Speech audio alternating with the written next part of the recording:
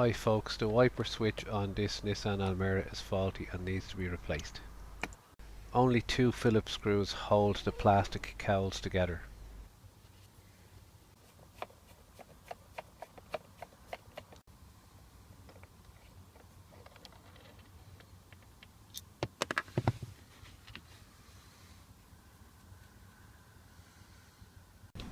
With the two screws removed, the cowls pull apart very easily.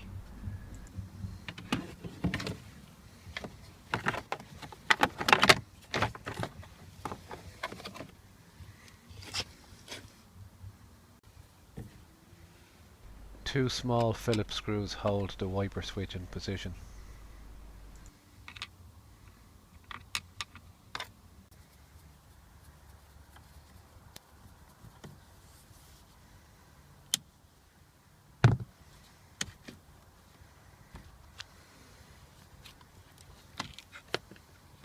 A single connector block at the back needs to be disconnected.